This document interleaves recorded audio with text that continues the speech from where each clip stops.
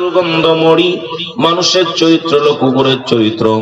কুকুর যেমন দুনিয়ার মধ্যে মরি পাইলে খুশি হয়, সে জামানার মানুষগুলো সম্পদ পাইলে শুধু খুশি হবে। এই দুনিয়ার মোহে মানুষগুলো পাগল হয়ে যাবে।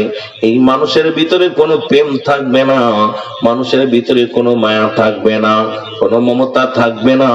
ও মুসলমান শুনে নাও, মানুষগুলো দুনিয়াবি হয়ে যাবে। বনি ইসরায়েলদের একটা কথা মনে পড়ে গেল গো।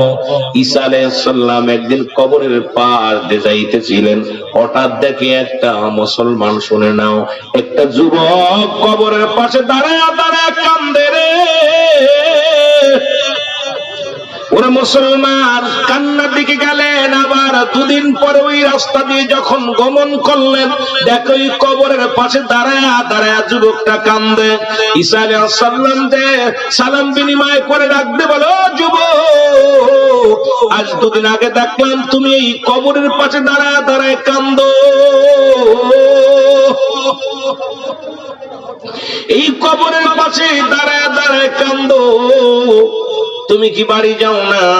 বলো, হুজুর, যার কবরের পাশে দাঁড়ায় কাঁদতেছি তিনি আমার বিবি। হুজুর, আপনার কাছে একটা দাবি, যদি আপনি হলেন এই জামানার বর্তমান জামানার নবী, আপনি হলেন মরিয়াম আলাইহিস সালামের কলিজার টুকরা সন্তান, আপনি হলেন ঈসা নবী, আপনার কাছে একটা দাবি করব, হয় আমার বিবিকে কবর থেকে উঠায় দেন, না হয় যেন আল্লাহ আমারে নিয়ে যায়। কারণ আমার এই সুন্দরী বিবির জন্য আমি পাগল। এই দুনিয়ার জন্য যে মানুষ কেমনে পাগল, বনি ইসরাইল লোকদেরকে বুঝাইলেন। মুসলমান শুনে নেন। ঈসা আলাইহিস সালাম ডাকতে বলে, যুবক, ও যুবক, তুমি এখানে না দাঁড়িয়ে থেকে বাড়ি যাও, কারণ এই দুনিয়ার মাছের সবারই চলে যেতে হবে। এই দুনিয়া থাকার জায়গা না, এই দুনিয়া থাকার জায়গা না। যুবক বলে, হুজুর, হয় আমার বিবিকে এখান থেকে আমার উঠায় দিতে হবে কবর থেকে, না হয় আমাকে দুনিয়া থেকে নিয়ে যেতে হবে। কারণ আমি আমার বিবির ছাড়া ঘুমাইতে পারি না, আমি আমার বিবির ছাড়া খাইতে পারি না, আমার বিবির ছাড়া সময় কাটে না। হুজুর, আমার বিবির এনে দেন, আমার বিবির এনে দেন। ঈসা আলাইহিস সালাম ডাকতে বলে, যুবক রে, তোমার, ও যুবক, শুনে নাও, তোমার বিবির কবর কোনটা? বলে, হুজুর, ওই জুইটা। সঙ্গে সঙ্গে কবর থেকে যখন ঈসা আলাইহিস সালাম ডাক দিছে, ডাক দেওয়ার সঙ্গে সঙ্গে কবর থেকে একটা যুবক লাফ দিয়ে উঠছে। দেখে সমস্ত গায়ের মধ্যে সাপ জোড়ানো, সমস্ত গায়ের মধ্যে আগুন লাগানো রয়েছে। সঙ্গে সঙ্গে ঈসা নবীকে দেখে যুবক পড়ে ফেলেছে, লা ইলাহা ইল্লাল্লাহু ঈসা রূহুল্লাহ। সঙ্গে সঙ্গে গা থেকে আগুনগুলো লিভে গেছে, আর সাপগুলো ঝরে জমিনের মধ্যে পড়ে গেছে। ডাকতে বলো, হুজুর, এটা তো মেন মানুষ না, এটা পুরুষ মানুষ। এ মুসলমান, ওই যুবকটা ডাকতে বলে, আল্লাহর নবী ঈসা, আমি পাপিষ্ঠ হইয়া জাহান্নামের আগুনে জ্বলতেছিলাম, এই কবরের ভিতর অনেক কষ্টের মধ্যে ছিলাম গো, আপনাকে পাইয়া, কারণ আপনার দিন পায় আমি অস্বীকার করেছিলাম। এই দুনিয়ার মধ্যে ইসলাম মানি নাই, আপনার বিধান মানি নাই, আল্লাহর বিধান মানি নাই, আমার মন বড় মতো আমি চলেছি। এখন ইন্তেকালের পরে জাহান্নামের আগুনে দাউ দাউ করে জ্বলতেছি। আল্লাহর নবী ঈসা, আমি যখনই আপনার উপর ঈমান আনছি, রব্বুল আলামিন আমার গা থেকে সমস্ত আগুনগুলো লিভাইয়া দিছে, আমার গায়ে থেকে যত সাপ ছিল জমিনের মধ্যে চলে গেছে। আল্লাহর নবী, আমি ঈমান আনলাম আপনার প্রতি, লা ইলাহা ইল্লাল্লাহু ঈসা রূহুল্লাহ। জোরে জোরে চিল্লা বলা যাবে না মারহাবা। কালেমা পড়ছে, সঙ্গে সঙ্গে ঈসা আলাইহিস সালামের পরে ঈমান আনার সঙ্গে সঙ্গে এই জাহান্নামী মানুষটাকে আল্লাহ জান্নাতি করে দিয়েছে। সুবহানাল্লাহ বলেন না? আর একটু জোরে বলেন না? আমার ভাইয়েরা, আমার বন্ধুরা, আমার ঈসা আলাইহিস সালাম ডাকতে বলে, যুবক, এটা একটা পুরুষের কবর। কয়, হুজুর, পাশের কবরটা আমার বিবির কবর। বিবির কবর থেকে যখন উঠাইতে ডাকতে বলছে, ওঠো, সঙ্গে সঙ্গে উঠছে এক সুন্দরী মহিলা। এত সুন্দর, রব্বুল আলামিন তার ইন্তেকালের পরে আরো তার রূপ যৌবন বাড়িয়ে দিছে। কারণ দুনিয়া থেকে ঈমান নিয়ে কবরে গেছে, কালেমা পড়ে ঈমান নিয়ে কবরে গেছে। কবরে যাওয়ার সঙ্গে সঙ্গে আল্লাহ তারে জান্নাতি করে দিয়েছিল। এই দুনিয়ার মধ্যে অনেক সুন্দরী চেহারা, অনেক সুন্দর ও যুবক আমার ভাইরা, আমার বন্ধুরা, আমার সঙ্গে সঙ্গে তাকে কি করলেন? সুন্দর, আরো সুন্দর বানিয়ে দিলেন। এবার আমার বাবারা, আমার বন্ধুরা, আমার ডাক দিয়ে বলেন, যাও, এটা তোমার বিবি। বলে, জি হুজুর। একে নিয়ে যাও, চলে যাও। কোথায়? বাড়িতে যাও, বাড়ি যায় বসত করো। যখন বাড়ি নিয়ে গেলেন, বাড়ি নিয়ে যাওয়ার পর ওই রাস্তা দিয়ে যাইতেছিল ওই দেশের যিনি প্রেসিডেন্ট মুসলমান, শুনে নাও, ওই দেশের যিনি প্রধান উনি যাইতেছিলেন। যার পর দেখে মুসলমান সুন্দরী নারী। এই দুনিয়াটা যে আগে বললাম বালহুয়া খেলাফ, এই দুনিয়াটা যে পচা দুর্গন্ধ মরি। আজকে দুনিয়ার জন্য আমরা সব ছেড়ে দিছি, নামাজ ছেড়ে দিলাম, রোজা ছেড়ে দিলাম, এই দুনিয়ার জন্য সব কিছু ভুলে গেলাম। কারণ ফজর কাজা দিলাম গমের জন্য, আসর কাজা দিলাম দুনিয়ার সংসারের জন্য, জোহর কাজা দিলাম, ফজর কাজা দিলাম, মাগরিব কাজা দিলাম, শুধু এই দুনিয়ার ছেলে মেয়েদের ঝামেলার মধ্যে পড়ে। এই জন্য রাসূল বারবার বলছে বালহুয়া খেলাফ, এই দুনিয়াটা পচা দুর্গন্ধ মরি। কিন্তু একবার কি আপনার বাবা লাগবে? 80 বছর, 50 বছর, 40 বছর পরেও আপনাকে চলে যেতে হবে। এই একমাত্র ঠিকানা, সেই ঠিকানাটা হলো কবর। জোরে বলেন ঠিক কিনা? আর কবর বলতে বোঝায় মানুষের মৃত্যুর পর থেকে শুরু করে কিয়ামত পর্যন্ত। সুতরাং কবরে কোনো সকাল আর বিকেল নাই, কবরে কোনো রাত আর দিন নাই। আমরা তো সকালে রাত্রে ঘুমাই, সকালবেলা উঠি, সকালবেলা উঠে আবার কাজে কর্ম বাইর হয়ে যায়। কবরে কোনো সকাল আর বিকেল নাই, রাত আর দিন নাই। ওই যে কবরে শুরু আছে কিয়ামত পর্যন্ত, কিয়ামত পর্যন্ত আপনাকে থাকতে হবে রে মুসলমান। আবাদান আবাদান চিরস্থায়ী। সুতরাং ওই কবরের পুঁজি বানায় যাওয়া দরকার আছে কিনা? আর একটু জোরে বলেন, আছে কিনা? আমার ভাইরা, আমার বন্ধুরা, আমার যে কথা বলতেছিলাম খুব গুরুত্ব সহকারে শুনবেন। এইবার সুন্দরী নারী নিয়ে ঘরে গেলেন। যা বিবি কি করলেন? স্বামীর উরতের পর মাথা দিয়া, যখন স্ত্রীর মুখের উপর মাথা দিয়া স্বামী ঘুমায়া গেলেন, ক্লান্ত অবস্থায় ওই পদ্মে যাইতেছিল একজন রাজার ছেলে, একজন রাজকুমার। দেখেন সুন্দরী নারী, এই সুন্দরী নারী এই সমাজের মধ্যে তার স্বামীর মাথার মধ্যে হাত বোলাইতেছে। দেখে সুন্দরীকে ডাক দিয়ে নিয়ে গেলেন, নিজের স্বামীকে ফেলে ধুয়ে চলে গেলেন, ওই রাজকুমারের সঙ্গে চলে গেলেন। ঘুম থেকে উঠে দেখে রাজা, মুসলমান রাজকুমার সাহেব দেখে, ঘুম থেকে উঠে দেখে তার বিবি নাই। সমস্ত জায়গা তন্ন তন্ন করে খুঁজলেন, এলাকার মধ্যে খোঁজ লাগাইলেন, কোথাও তার স্ত্রীকে পাইলেন না। বাড়ি ফিরে আসে দেখে ঘোড়ার সব, ঘোড়ার পায়ের সব। এইবার ঘোড়ার পায়ের সব দেখিয়া আস্তে আস্তে করে খুঁজতে খুঁজতে চলে গেলেন রাজ দরবারে। যা দেখে রানী ঘুমায় আছে, মুসলমান রাজকুমারের সঙ্গে আনন্দ ফুর্তিতে মেতে আছে।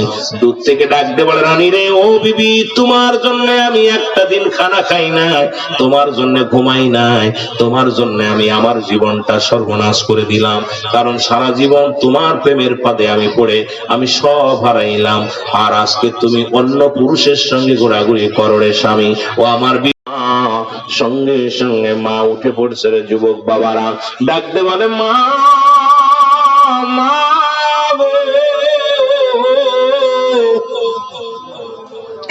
তোমার সঙ্গে আজরাইল কি রূপ ব্যবহার করেছে একটু বলো গো। মরিয়ম আলাইহিস সালাম ডাকতে বলে, বাবা ঈসা, এই দুনিয়ার মধ্যে তোমাকে আনার সময়, তুমি দুনিয়ার মধ্যে আগমনের সময় যত কষ্ট, যত দুঃখ, যত কষ্ট অনুভব করেছি, তার চাইতে মালাকুল মউত যখন আমার জানটা নিয়ে গেল, তার চাইতে দ্বিগুণ, তার চাইতে 1000 গুণ কষ্ট আমি বেশি পেয়েছি। এর ডাকতে বলে, রব্বুল আলামিন,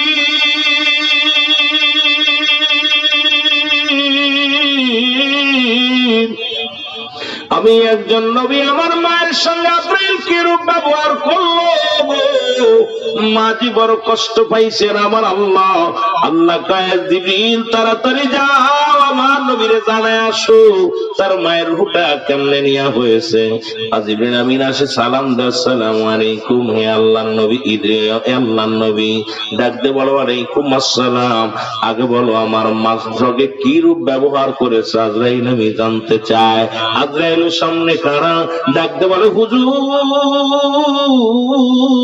পৃথিবীর মধ্যে আমি সব মানুষের রূহ কবজ করার জন্য দুনিয়া আসি না, এই দুনিয়ার মধ্যে একমাত্র ইমানদারের জানটা বাইর করার জন্য এই জমিনের মধ্যে আমি আগমন করি। সুতরাং আপনার মা ইমানদার, আপনার মা জান্নাতি, এই কারণে দুনিয়ার মধ্যে আমি আগমন করেছিলাম। আমি এত বড় দানব, আসমানে থাকে আমার মাথা, জমিনে থাকে আমার পা, তামাম পৃথিবীর পানি যদি আমার মাথায় ঢেলে দেওয়া হয় একটু পানি গোড়ায় পড়বে না জমিনের মধ্যে। আমি এত বড় দানব হুজুর, একমাত্র আপনার মার একমাত্র ইমানদারের রূহ বাইর করার জন্য জমিনের মধ্যে আমি আজরাইল সশরীরে আগমন করি। আপনার মায়ের রূহটা নিছি, মায়ের কোলে বুক দুধ খাইতে খাইতে সন্তান যেমনি ঘুমায়া যায় আপনার মায়ের রূহটা ঠিক এমনি নিছি, শুধু মাথার উপরে হাত খানা রেখেছিলাম, আর কোনো কষ্ট আমি দেই নাই। এরে মরিয়াম আলাইহিস সালাম ডাকতে বলে বাবা ইচ্ছা রে, এই মৃত্যু যদি এত কঠিন হয়, এই মৃত্যু যদি এত কঠিন হয় তাহলে কঠিন মৃত্যুটা কত কঠিন।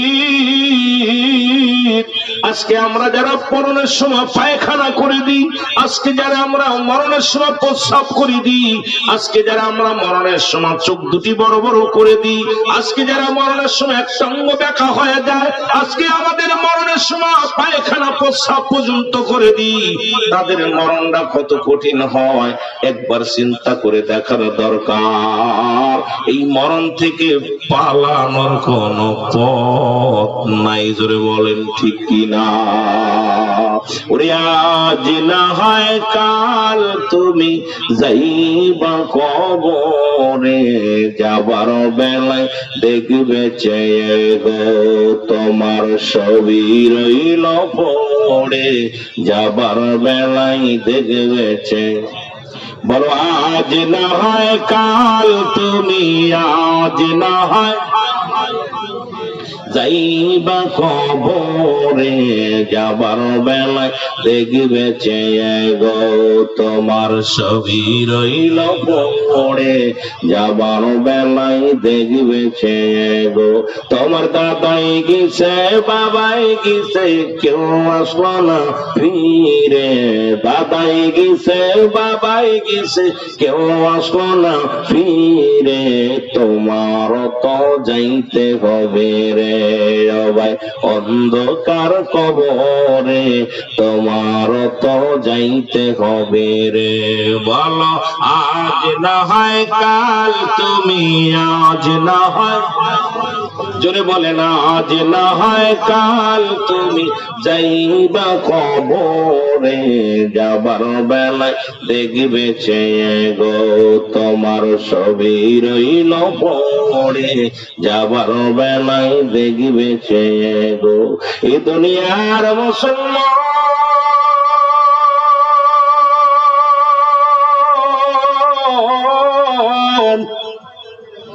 বড্ড আনন্দ লাগলো, এখানে বিশাল বড় স্থান, আর যারা আব্বা মা শুয়ে আছে একটা করে বাড়ি থেকে যদি একটা করে লোক এই ময়দানে আসে, এই মাহফিলে মানুষ ধরার জায়গা থাকবে না। কারণ বাবা মার জন্য কি আপনার মায়া লাগে না, দয়া লাগে না? পিতা মাতার মোট 14টা হক, আব্বা মা যারা দুনিয়া থেকে বিদায় হয়ে গেল তাদের জন্য 7টা হক, যারা দুনিয়ার মধ্যে জীবিত আছে তাদের জন্য 7টা হক। আজকে দুনিয়ার মধ্যে 14টা হক।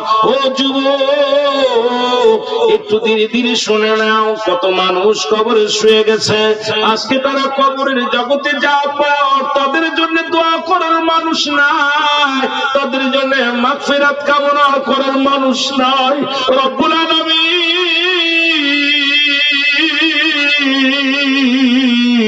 কোন দিন যেন আমার ডাকে বেঁচে যাবে, ওই অন্ধকার কবরে ঘুমাইব রে আমার আল্লাহ।